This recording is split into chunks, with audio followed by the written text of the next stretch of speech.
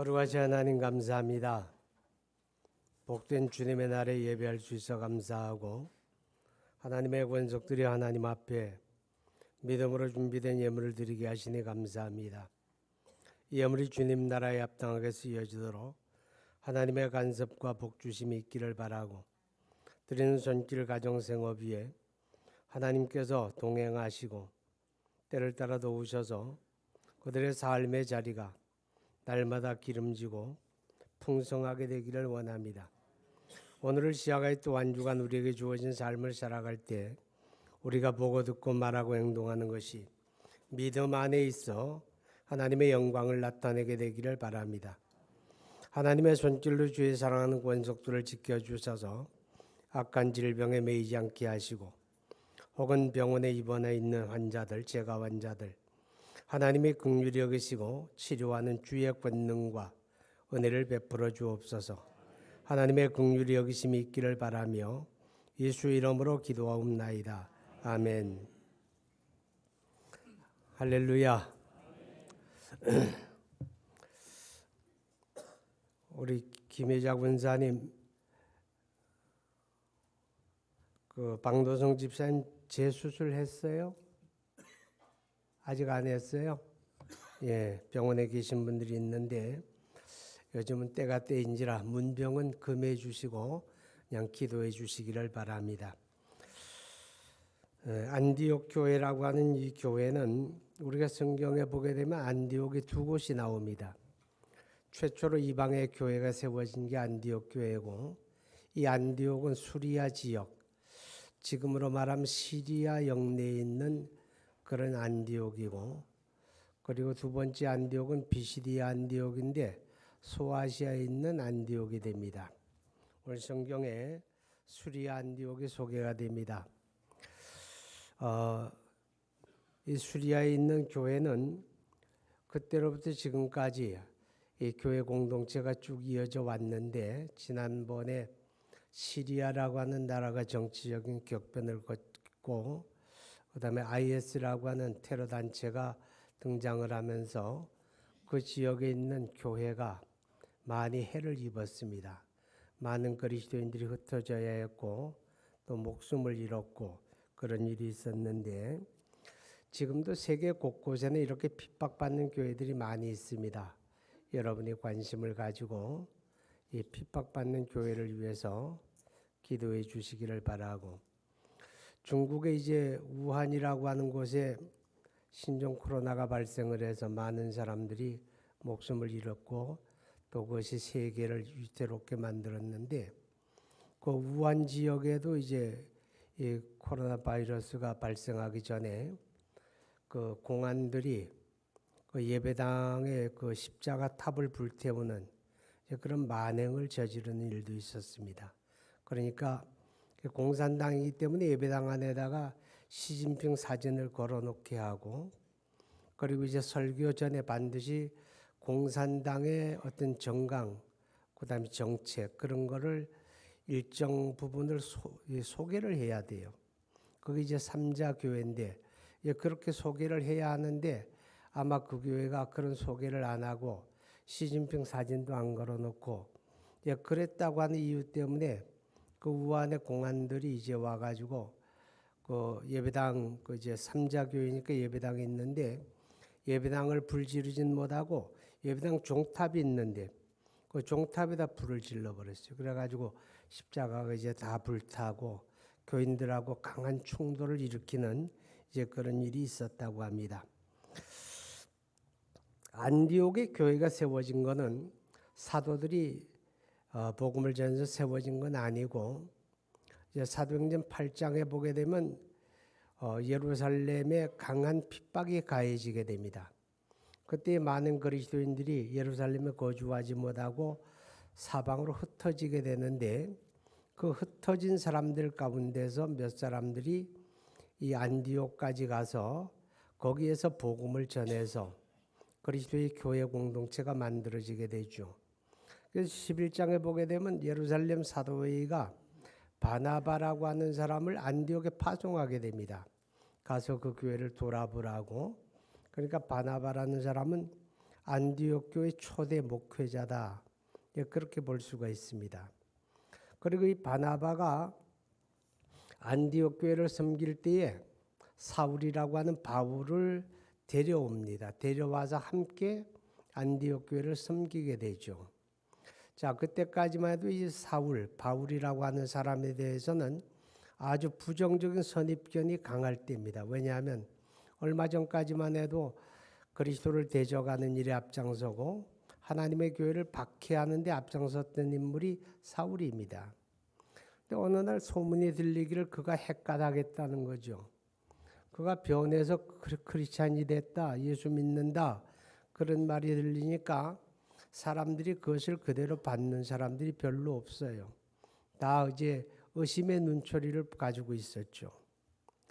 그래서 그를 만나기를 꺼려하는 그런 때입니다. 그러나 바나바는 그 바울을 데려다가 함께 안디옥 교회를 섬겼다 그럽니다. 하나 바나바라고 하는 사람이 마음이 착해서도 그렇겠지만 아마 하나님의 감동이 있었을 거예요. 그래서 그도 개인적으로 바울을 만나는 게 싫었겠죠. 또 의문이 남을 사람이니까. 그런데도 불구하고 그 바울을 데려다가 안디옥 교회를 함께 섬김으로 안디옥 교회가 큰 부흥기를 맞게 됩니다. 자, 그런데 사도행전 11장 26절에 보게 되면 이 안디옥에서 드디어 그리스도인이라고 하는 이름이 불려지게 됩니다. 그때 그리스도인 그러게 되면 그리스도에게 속한 사람들, 그리스도를 따르는 사람들, 그런 의미로 그리스도인 그렇게 불려졌습니다. 그런데 이제 교회가 진행을 하면서 나중에는 그리스도인이라는 이름이 하나가 더하게 되죠. 그러니까 그리스도에게 속하고 그를 따르는 사람들일 뿐이 아니라 그 이름에 합당한 사람들이라는 의미를 담게 됩니다. 그 이름에 합당한 사람들. 오늘 여러분은 그리스도인입니까? 안 믿는 사람이 많이 오셨네요. 예수 믿는다는 말은 여러분이 그리스도인이란 뜻이죠. 그죠? 자, 그리스도인이란 말의 의미는 예수님에게 속한 사람이란 거예요. 우리가 세상에 살아도 우리가 누구에게 속했습니까? 예수님에게 속했어요. 그리고 우리는 그를 따르는 사람들입니다. 아멘. 그냥 우리 입으로만 예수를 부르는 게 아니라 우리 삶으로 주님을 본받고 따르는 게 그리스도인. 아멘. 그리고 세 번째는 그 이름에 합당한 사람이란 뜻이에요. 여러분 다 그럴기를 바랍니다. 우리가 다 그 이름에 합당한 사람으로 살아내는 것, 이것이 우리의 목표가 되어야 할 겁니다. 자, 2절에 보니까 주를 섬겨 금식할 때에 성령이 이르시되 내가 불러 시키는 일을 위하여 바나바와 사울을 따로 세우라 하시니, 하나님의 성령이 안디옥 교회에 말씀해 주셨다, 그렇게 이야기하고 있죠. 자, 성령이 교회에다 어떤 말씀을 주신다는 것은 교회를 주장하시는 분이 성령이시다, 그런 뜻입니다. 아멘. 이 땅에 하나님의 교회가 세워지는 것도 성령으로 되어진 일이었죠. 오순절에 하나님의 성령이 강림하심으로 드디어 그리스도의 교회가 세워졌고, 이렇게 성령으로 세워진 교회는 또한 성령이 그 교회를 주장해야 한다, 그런 뜻입니다. 자, 우리 화평교회는 무엇이 주장합니까? 혹시 돈이 주장합니까? 혹시 제도가 주장합니까? 혹시 담임 목사가 주장합니까? 하나님의 교회는 누가 주장해야 합니까? 성령이 주장해야 합니다. 그래서 요한계시록 2장과 3장에 보게 되면 부활하신 예수님이 소아시아 7교회에 각각의 편지를 보내게 됩니다. 에베소 교회 사자에게 편지하기를, 이렇게 시작하지요. 그리고 그 편지 말미에 가서 공통으로 들어가는 단어가, 문장이 있는데, 귀 있는 자는 성령이 교회들에게 하시는 말씀을 들을지어다, 이렇게 결론이 납니다. 뭐 있는 사람은? 귀 있는 사람은 성령이 교회들에게 하시는 말씀을 들을지어다. 여러분, 세상 소리를 듣는 귀는 다 가지고 있는데 하나님의 성령이 주시는 음성을 듣는 귀가 열려야 돼요. 그게 진짜 그리스도인입니다. 우리가 혼란스러운 시대를 살고 있잖아요. 그죠? 우리가 불확실성이 커지는 시대 속에 살고 있고 세상으로부터 들려오는 이야기는 전부 다 우리를 슬프게 하고 우리를 부정적인 생각으로 붙들어 매게 하잖아요. 그죠? 그런데 그런 시대를 살지라도 우리가 하나님으로부터 오는 음성, 성령의 음성에 귀가 열린 사람은 세상으로부터의 영향을 받는 게 아니라 하나님으로부터 영향을 받을 줄로 믿습니다. 그런 사람들은 보는 게 다르고 듣는 게 다르고 말하는 게 다르다 그 말이죠. 그게 진짜 그리스도인입니다. 할렐루야. 자, 하나님의 성령이 교회들에게 말씀을 하신다라고 하는 말은 교회가 교회다워지는 것은 성령이 주장하셔야 한다 그런 뜻입니다. 아멘. 하나님의 성령이 교회를 주장하셔야 교회가 교회다워지는 겁니다. 오늘날 우리 한국 교회가 이제 사회로부터 가끔은 지탄을 받기도 하고 또 가십거리로 씹혀지기도 하고 뭐 좀 부끄러운 이야기도 들려오고 그러잖아요. 그죠? 이런 이야기를 들을 때 여러분 어떤 생각합니까?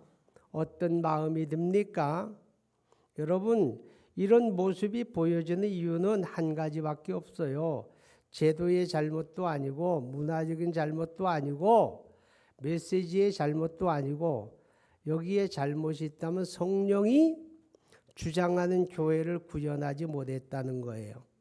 하나님의 성령이 주장해야 교회가 교회다워지는데 사람의 목적이 교회를 주장하고 사람의 생각이 교회를 주장하고 사람의 제도가 교회를 주장하고 그러게 되면 교회는 교회로서의 기능을 잃어버리고 거룩함을 잃어버리고 세상 속에 등불이 되지 못하고 향기를 발하지도 못합니다. 여러분 이제 우리 화평교회가 지금 전환기를 맞이하고 있습니다.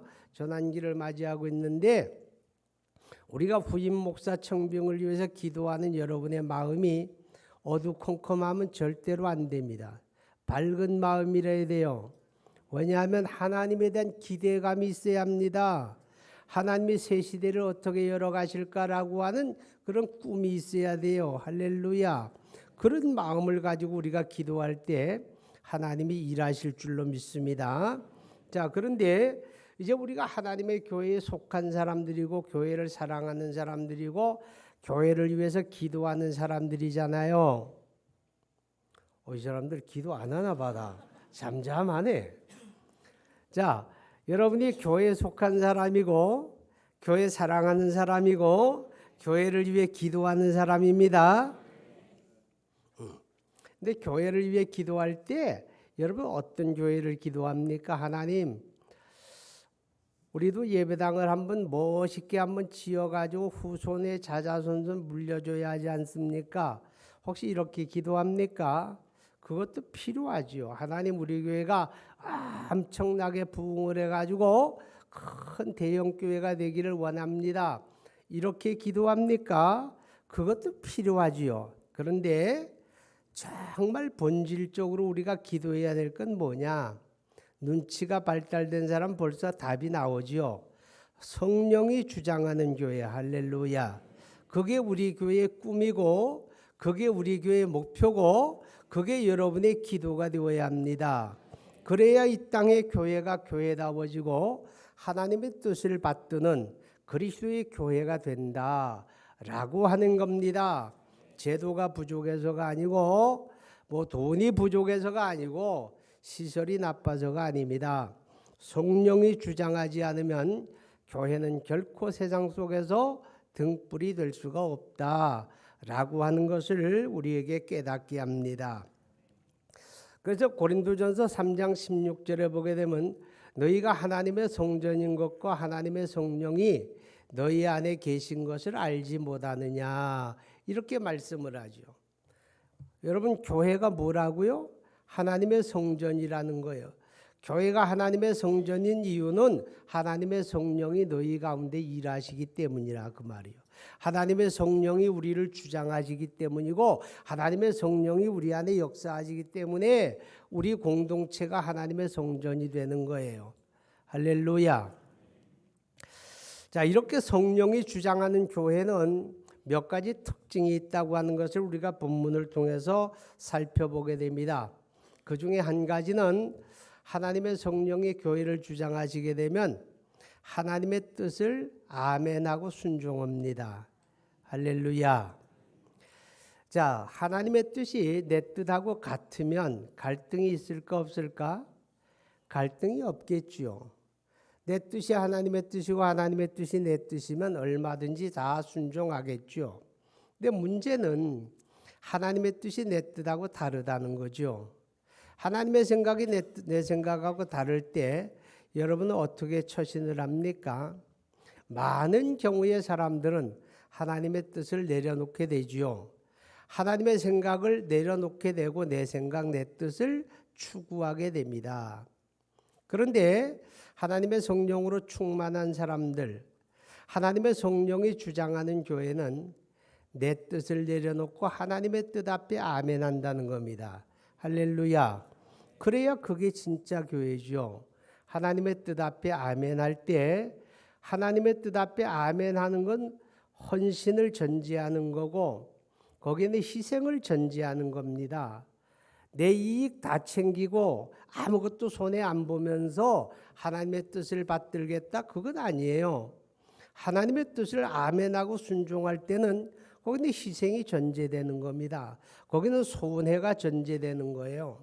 그래서 너도 나도 다 아멘하기가 어려운 거죠. 그러니까 성령 충만하지 않으면 하나님의 뜻 앞에 아멘하기 어려워요. 자, 하나님의 뜻이 뭐였어요? 바나바와 바울을 선교사로 보내라 그 말이에요. 앞서서 말씀드린 것처럼 안디옥 교회는 아직 뿌리가 깊은 교회가 아니에요. 역사가 있는 교회가 아니고 이제 시작된 교회고 그 교회를 책임지고 목회하는 사람이 바나바고 바울이다 그 말이죠. 그죠? 그런데 하나님은 그 두 사람을 빼가지고 선교사로 보내라 이렇게 말씀하시는 거예요. 그럼 여러분 어떻게 응답하겠어요? 분명히 여기는 어떤 위험이 도사리고 있는 걸 우리가 예견할 수 있잖아요. 그건 어려운 게 아니잖아요. 쉽게 말해서 담임 목사인 저를 빼가지고 선교사로 보내라. 하나님이 그렇게 말씀을 했어요. 아니면 또 나하고 더불어 하나 더 끼워서 우리 김 목사도 보내라. 그랬다면 여러분 어떤 생각하겠어요? 하나님 그건 안 되죠. 그건 당장 교회가 위기가 옵니다. 교회가 흔들려요. 말도 안 됩니다. 아니 담임 목사 내버려 두고 그 이하의 다른 목사님들을 보내라면 할 수는 있겠는데 하나님 담임 목사는 안 되죠. 이렇게 하게 되잖아요. 그런데 안디옥 교회가 순종했다는 거예요. 아멘하고 할렐루야. 자, 그럼 안디옥 교회가 흔들려 무너졌을까요? 여러분, 그래서 흔들려 무너지는 교회라면 그건 아직 주님의 교회가 아니에요. 주님의 교회, 성령이 주장하는 교회는 하나님의 뜻 앞에 위기를 용납하고 아멘하고 순종한다고 해서 흔들리거나 무너지질 않습니다. 왜요? 하나님의 성령이 책임질 거 아니에요. 그죠? 그래서 여러분 역사적으로 보게 되면 초기 교회는 예루살렘 교회가 주도하게 됩니다. 그러다가 이제 예루살렘에 그리스도인들이 머물지 못하잖아요. 세계 각처로 흩어진 다음에 세계의 교회를 주도하는 리더십을 가진 교회가 안디옥 교회입니다. 예루살렘 교회에서 안디옥 교회로 이제 주도권이 넘어가게 되죠. 나중에는 이제 그 주도권이 에베소 교회로 넘어갑니다. 예루살렘, 안디옥, 에베소 이렇게 넘어가게 됐는데 안디옥 교회가 초기 교회의 주도권을 가졌다라고 하는 말은 바울과 바나바를 빼서 선교사로 보냈을지언정 안디옥 교회가 흔들렸다는 거예요? 안 흔들렸다는 거예요? 안 흔들렸다 그 말이죠. 더 강력하게 믿음 뿌리가 깊어졌고 부흥하게 되었고 능력 있는 교회가 되었다. 그런 뜻이잖아요. 이게 진짜 성령이 주장하는 교회입니다. 이게 진짜 그리스도의 교회예요. 그리스도의 교회는 사람을 따라 흔들리면 그리스도의 교회가 아니에요. 그 이단들이 그렇죠. 사람을 따라 흔들리고 사람 얼굴 보고 교회 나가고 안 나가고 그 이단이나 그런 거예요. 진짜 그리스도의 교회는 누구 보고 교회 나갑니까? 주님 바라보고 나가는 거예요. 사람을 따라 흔들리는 건 성령이 주장하는 교회가 아니다 그 말이죠. 자, 그래서 안디옥 교회가 하나님의 성령이 주장하니까 말도 안 되는 말씀을 하나님이 주실지라도 아멘하고 순종하더라. 할렐루야. 여러분, 하나님의 말씀은 언제나 우리가 합리적이고 무슨 현실성이 있고 우리가 알아들을 만해서 우리가 순종하는 건 아니에요. 하나님의 말씀은 인간적으로 볼 때는 때로는 말도 안 되는 경우가 있거든요. 아주 비합리적이고 비현실적인 말씀도 있는 거예요. 그러니까 성령의 사람이 아니면 순종하기 어렵지요. 근데 성령의 사람은 아멘하는 거예요. 할렐루야. 여러분 모두가 하나님의 말씀 앞에 아멘하고 순종하는 그런 성령의 사람이 되기를 축복합니다. 자, 그 다음에 2절에 보니까 주를 섬겨 금식할 때에 그랬습니다. 3절에 이에 금식하며 기도하고 두 사람에게 안수하여 보내니라. 여러분, 이 성령의 역사하시고 성령이 주장하시는 안디옥 교회의 특징 두 번째는 뭔가 하면 기도하는 교회였다 그 말이죠. 열심히 기도하며 열심히 기도하되 금식하며 기도하고 금식하며 기도하는 기도가 뜨거운 교회, 기도가 깨어있는 교회, 기도의 열정이 있는 교회. 할렐루야. 여러분 그게 무슨 말인지 압니까? 성령이 역사할 수 있는 토양이 마련된 교회다 그 말이에요. 성령은요 기도하는 곳에 역사합니다. 성령은 기도하는 사람들을 통해서 일하시는 거예요. 그러니까 성령 충만함과 기도는 같은 거예요. 기도 없이 성령 충만할 수 있는 방법은 없습니다. 왜요?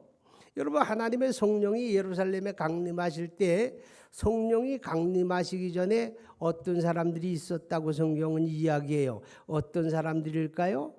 기도하는 사람들이었잖아요. 사도행전 1장 14절에 보면 주님의 승천을 목격한 사람들이 예루살렘에 돌아와서 예루살렘에서 성령의 약속이 이루어지기를 기다리며 간절히 기도할 때 오순절날 그들 가운데 성령이 임하시니 하나님의 성령 충만 받은 그들이 예루살렘 교회가 된 거예요. 아멘. 그러니까 교회는 시작에서부터 기도하는 사람들을 통해서 시작이 되었고 그런 교회는 또한 기도하는 사람들을 통해서 교회가 성령 충만하고 성령이 역사하게 된다 하는 거죠. 그러니까 여러분 우리가 기도가 잦아들게 되면 성령의 역사하심이 없어요. 여러분 기도하는 일이 협력하는 분들 되기 바랍니다. 기도하는 일에 여러분의 삶이 헌신이 되어야 돼요. 그래야 우리가 성령의 충만함을 알게 되고 느끼게 되고 경험하는 거죠. 기도 없이 성령 충만 절대로 없다는 것을 기억했으면 좋겠어요. 자, 기도 없이 성령 충만 없다는 말은 기도 없으면 내가 충만하게 됩니다. 누가 충만해요? 내가 충만한 거예요. 내가. 내 생각, 내 판단, 내 뜻 그런 게 충만하게 되죠. 그러면 내가 충만한 사람은 하나님 앞에 순종할까 안 할까? 순종할 수 없어요. 그런 사람들은. 내 뜻이 먼저고 내 생각이 먼저고 내 판단이 먼저지 절대 하나님 앞에 순종 못하죠. 근데 성령 충만한 사람은 하나님 앞에 순종하는 거예요. 그래서 우리가 하나님 앞에 기도할 때 나를 쳐서 복종시킨다. 사도 바울이 고린도전서 15장의 이야기예요. 나는 날마다 죽는다. 무슨 뜻이에요? 날마다 바울이 목매달았다는 뜻이에요? 그거 아니죠. 뭐가 죽은 걸까? 내가 죽은 거예요. 내가. 내 뜻이 죽고 내 생각이 죽고 내 판단이 죽고 내가 죽어지는 게 바울이었고 내가 죽어짐으로 성령 충만하게 되는 거예요. 그 내가 죽어지는 자리가 기도의 자리입니다. 할렐루야. 열심히 기도하는데 내가 죽어지지 않아서 그 기도가 뭔가 문제가 있는 거예요. 바울이 고백하죠. 내가 날마다 죽기 때문에 이제는 내가 사는 것이 아니요 내 안에 그리스도가 사는 것이다. 할렐루야. 그 안에 그리스도가 산다는 말, 내가 죽었기 때문에 그리스도가 내 안에 사는 거예요. 내가 살면 성령 충만은 꿈도 꾸지 마라 그 말이죠. 근데 오늘 안디옥 교회는 성령 충만하고 성령이 주장할 수 있는 그런 토양이 마련됐어요. 그 토양이 뭐냐? 기도하는 교회였어요. 할렐루야. 여러분 기도하는 일에 협력할 수 있기 바랍니다. 기도하는 사람들이 될 수 있기 바랍니다. 여러분 특별히 우리가 이제 후임 목사 선정을 위해서도 일하는데 여러분 제일 중요한 건 기도하는 일이에요. 하나님 내 생각 내려놓습니다. 내 판단 내려놓습니다. 내 뜻 내려놓습니다. 내가 아니라 주님 뜻대로 되기 원합니다. 이렇게 기도해야 돼요. 그래야 하나님이 여러분을 이쁘게 봐서 선한 목자를 세워줄 거 아니에요. 그죠? 선한 목자가 세워지려면 청빙위원들이 기도의 헌신자가 되어야 돼요. 열심히 입을 놀리는 사람이 아니라 열심히 기도하는 사람들. 아멘. 자, 그 다음에 이 하나님의 성령이 주장하는 교회는 복음 전파에 헌신하게 됩니다. 바울과 바나바를 보내죠. 그러니까 4절에 두 사람이 성령의 보내심을 받아 실루기아와 내려가 거기서 배 타고 구브로에 가서 그때부터 이제 바울의 선교 여정이 시작이 되잖아요. 그죠? 여러분 사람들은 늘 그런 생각이에요. 교회가 자꾸만 요즘 한국 교회가 자꾸 안으로 관심을 가진다는 거예요. 자기 중심으로 관심을 가지기 때문에 교회가 탄력을 잃어버린다는 얘기합니다. 물론 우리도 중요하죠. 우리가 서로 어울리고 우리가 서로 교제하고 우리가 서로 돌아보고 이런 거 물론 교회의 본질에 속해요. 다 필요해요. 그런데 너무 우리만 생각하다 보니까 교회가 또 하나의 이익단체처럼 여겨지는 거죠. 진짜 성령이 주장하는 교회는 우리가 서로 어울리고 교제하고 돌아보는 것도 잘하지만 밖으로 눈을 돌리는 거예요. 밖으로 눈을 돌리는 거예요. 이 공동체 밖에 있는 그리스도를 알지 못하는 사람들에게 우리가 복음에 관심을 가지는 거죠. 온 세계를 향하여 하나님의 눈이 열려져 있는데 우리는 우리만 보는 거예요. 제가 언젠가도 말씀을 드렸지만 진짜 믿음의 사람은요. 주님이 바라보는 그곳을 함께 바라볼 수 있는 게 믿음이라는 거예요. 주님이 밖을 바라보시는데 우리는 우리 안을 바라보게 된다면 지금 우리가 믿음으로 사는 거 아니죠. 그죠? 자, 이때에 안디옥 교회가 뭐 그럴 만한 충분한 힘을 가졌기 때문에 뭐 선교사 보내고 그런 겁니까? 그거 아니에요. 그리고 이때에 복음을 전한다고 하는 건 정말 목숨 거는 일이거든요. 왜냐하면 예루살렘에서 사도 중에 야고보 사도가 제일 먼저 순교를 당해요. 자, 예수님의 12제자 가운데 선두 그룹에 속했던 야고보는 이렇다 할 어떤 역할 한번 해보지 못하고 예루살렘에서 헤롯 왕에 의해서 목배임을 당하고 첫 번 순교자가 되잖아요. 자, 그때를 시작으로 해서 이어서 스데반 집사가 순교당하게 되고 온 예루살렘에 핍박이 가해지게 됩니다. 핍박이 가해지니까 그 핍박을 피해간 사람들이 피해가는 모든 곳에서 입을 닫고 숨어서 예수 믿는 게 아니라 입을 열고 예수 믿은 거예요. 가는 곳에서 다 예수의 십자가와 부활을 전파하게 되니까 삽시간에 교회가 세계화되어진 거예요. 그런데 교회만 세계화되어진 게 아니라 따라서 핍박도 세계화되어진 거예요.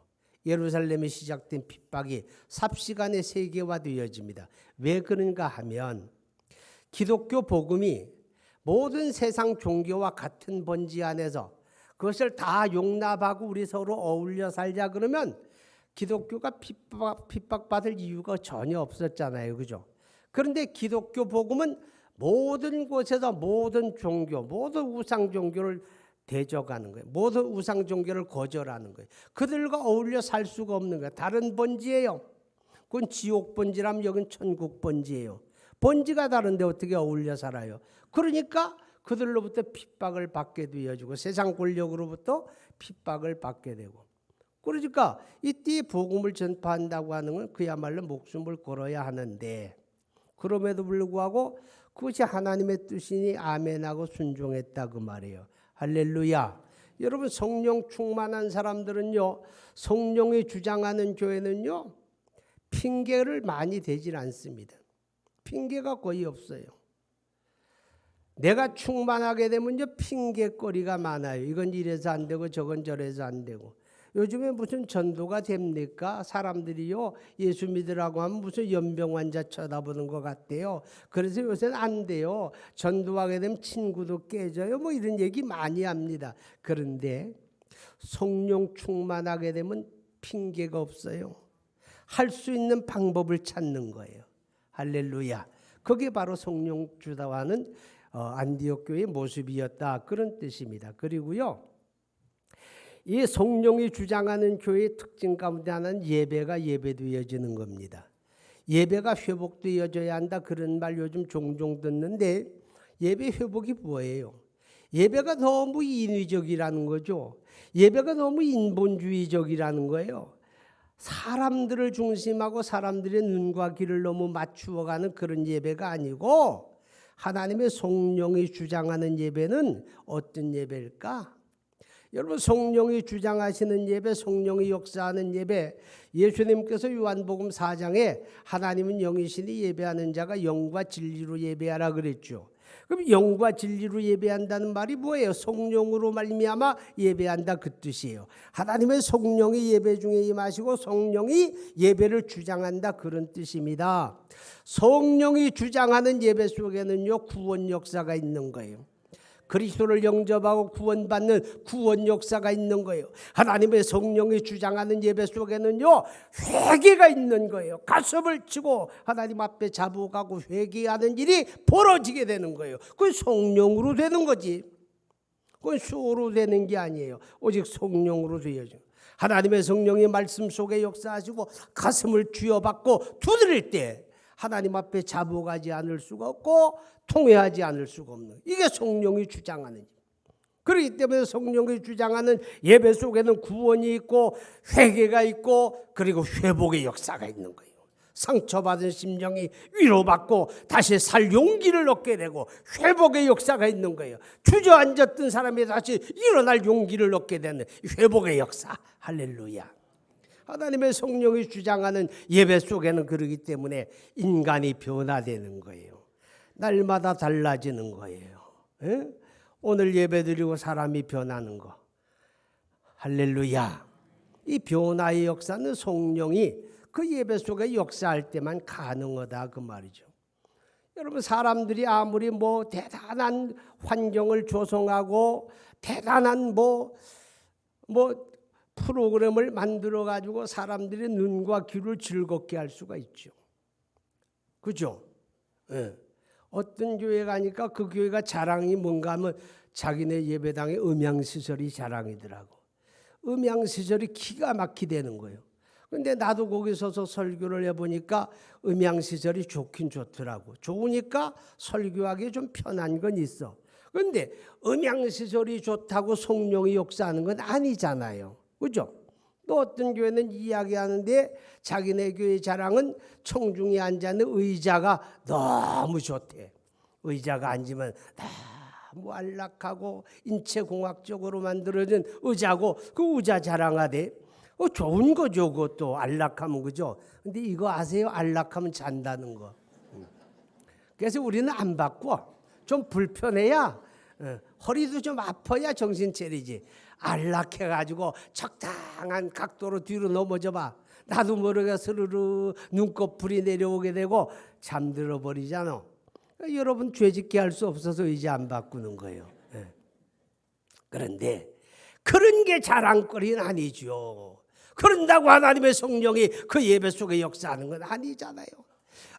아무리 사람들이 참 예배 프로그램을 아주 수려하게 만들어서 물 흐르듯이 나이스한 예배를 드린다, 사람의 눈과 귀를 즐겁게 할 수 있을진 몰라도 그런다고 성령이 역사하는 건 아니에요. 하나님의 성령이 역사하고 성령이 주장하지 않으면 결코 예배는 예배되지를 못해요. 여러분, 우리 교회의 목표는 오직 하나님의 성령이 주장하셔서 예배가 예배되어지기를 원합니다. 예배 속에 구원받는 역사가 있기 원하고 예배 속에 통해 자복하는 역사가 있기 원하고 예배 속에 변화가 일어나고 예배 속에 회복이 일어나는 이런 성령이 주장하는 그런 교회, 이게 우리의 꿈이고 우리의 목표고 우리의 기도가 되어야 할 줄로 믿습니다. 기도합니다. 거룩하신 하나님 아버지, 은혜를